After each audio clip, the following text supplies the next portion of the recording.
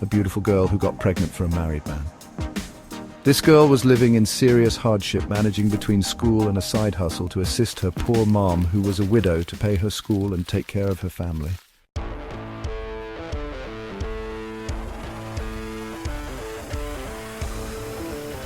One day on her way back from school, she was hungry, tired, and thinking where her last meal would come from before she got approached by this man in a big, huge car.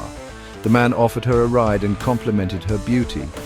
She felt uneasy about the whole situation, but the man insisted on giving her a ride, telling her a gentleman like him couldn't watch her go home on foot and in her tired-looking condition.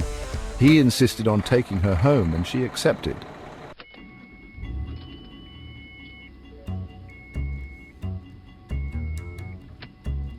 While driving her home, the man presented himself as the CEO of the biggest oil and gas multinational company in their country. She was surprised that a man that rich could be this kind, because she always had that notion. Rich people are bad and unsympathetic. When they arrived at her home, the man gave her about $5,000 to get herself transported the next day to school. The girl, in awe, refused, but the man insisted, and she accepted.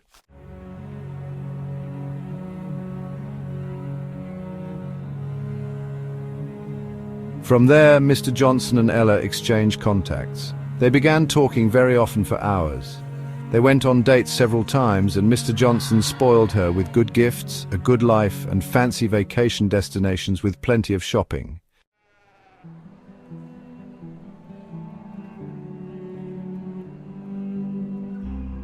Ella was close to her mom, so she told her mom about her newfound love.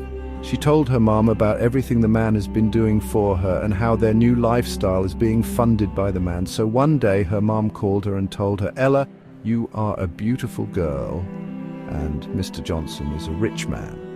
And since he came into our lives, he has changed our way of living. He has given us an upgraded life. We eat good. He bought us a home, well-furnished house. He's done so much for us. So, my child, what are your plans with him? Because you see, a rich man like this who takes care of you obviously has other girls roaming around him." Ella asked, "Yeah, that's true. What can I do?" The mother told her, "Get pregnant for him. If you get pregnant for him, even if ever he leaves you someday, you will have something that will always bring him back to you, his child. And he might even marry you. But if he doesn't, at least he will continue taking care of you and the baby. I know you want to have kids someday, so make sure you give your kids a rich father. You know how we have been struggling financially all our lives, when your dad was still alive. So don't act like me. My child, give your kids a rich father so they don't walk the same road of hardship and difficulties you walked. I am your mother, and I want the best for you. I will never tell you to do what is wrong. Think about it and make the right decision. I love you. Love."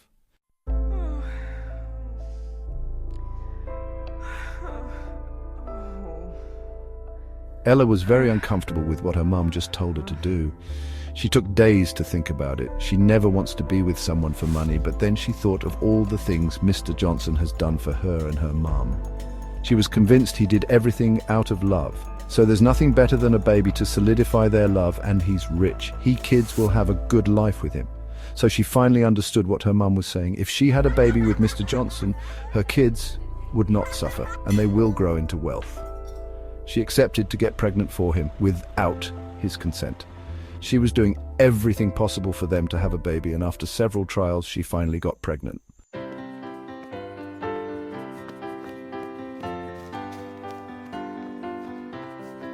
She was excited and ran to tell her lover, and invited him for a dinner date. As they got to their dinner date, Ella's beauty was very captivating. She couldn't contain the joy to herself anymore.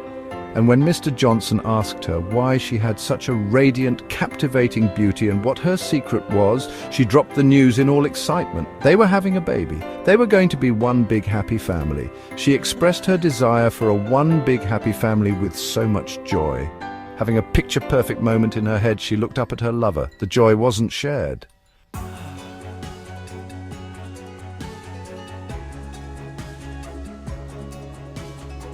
He did not look happy. He did not look like he wanted a baby or even a family. He looked disappointed. In sadness, she asked why he was not sharing her joy. He said he didn't think it was right for them to have a baby. In fact, he said he's not ready to have a baby.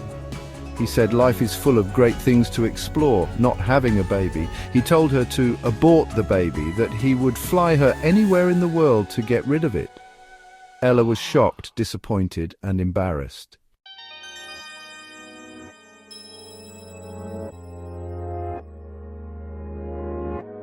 That one happy moment turned into something that would soon make her a mother. In disappointment and anger, she left the dinner table and went back home. The thought of killing her baby haunted her. Every day she would wake up to money alerts that Mr. Johnson has sent and messages from great doctors he has put her in contact with who could help get rid of her baby. Every night she would dream of her baby haunting her. She would have nightmares and see babies crying.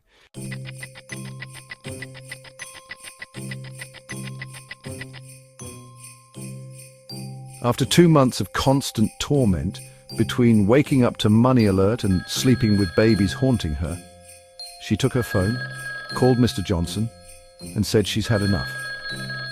She is keeping the baby. Mr. Johnson then told her she's on her own. He's not interested in the baby and hung up the phone on her. She was shocked again and thought he was joking, because there's no way a man so obsessed with her can abandon her with their child. She thought it was a joke until he stopped calling her and picking up her calls. She went through the entire pregnancy by herself. Every morning, sickness was worse than the previous. Her stomach grew bigger and her worries grew bigger too. Is she going to be a single mum? Where will she get money to raise this baby? Won't her child grow in a home? Where is the life she promised to give her little one? She was worried sick about what the future holds. Was it even a good idea? But mother knows best, right? She consoled herself. She kept worrying as her due dates approached.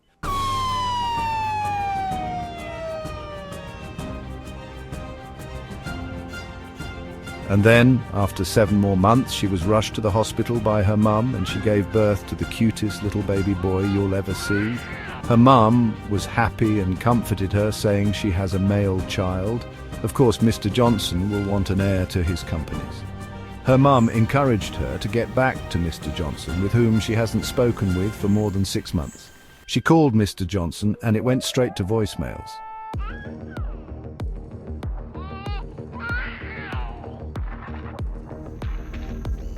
After leaving the hospital, she stayed for 2 more months, and Mr. Johnson never called nor picked up her calls. One day, she decided she has had enough. She looked up his address and went to his house, and to her greatest surprise, she found out Mr. Johnson was married. She got upset. She felt betrayed, used and manipulated. She angrily told Mr. Johnson's wife that she is her husband's mistress and this is their child. She told her how Johnson had been spending on her until she got pregnant, and he abandoned her without ever telling her he was married.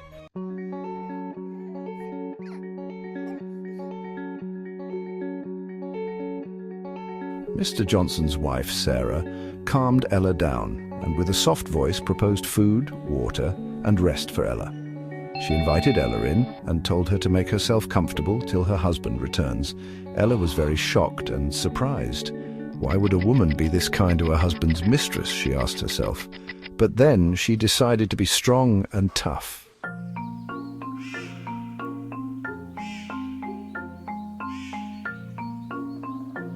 Hours went by till dusk arrived.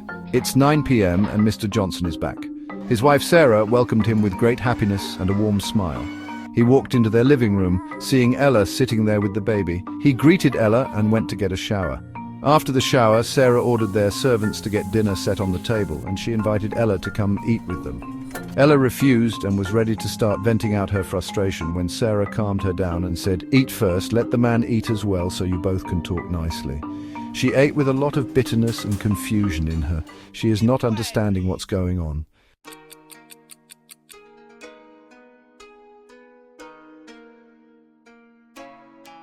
It is 10 p.m. and Ella has had enough. She is ready to start venting out her frustration when Sarah asks the babysitter to come take care of the baby, and she invites Ella to come sleep with them in their bedroom. Ella refuses and says she wants to go home, but Sarah insists it's late and they can't let her go out with the baby this late. "Come sleep, tomorrow we will reason a solution," she says. Ella is concerned, confused, and scared of what will happen at night, she constantly checks on her baby, who is being cared for by the babysitter, and the baby looks all right. In the bedroom, Sarah is on one side, Mr. Johnson in the middle, and Ella on the other side. Everyone is sleeping but Ella. Ella is beginning to regret why she came to that house in the first place. Everyone is being kind to her, but what will happen to her this night? She can't sleep. She's lost in her thoughts. Hours go by and it's 4 a.m.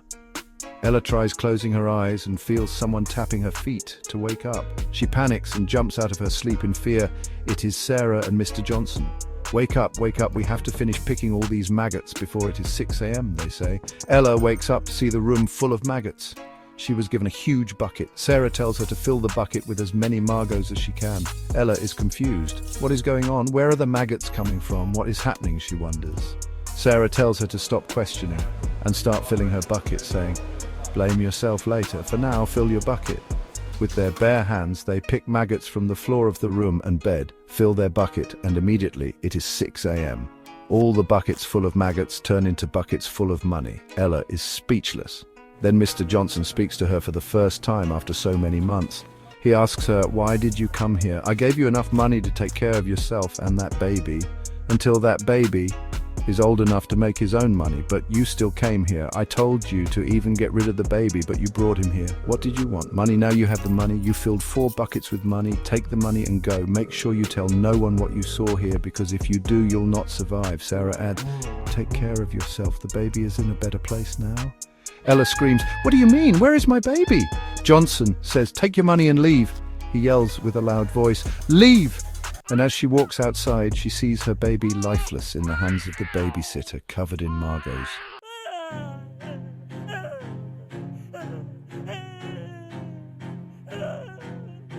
She could not take it anymore. She ran outside of the house, and after 30 minutes of screaming and looking for someone to talk to, the first person she saw and was about to tell them what the Johnsons did to her and her baby, she fell in front of that person and died.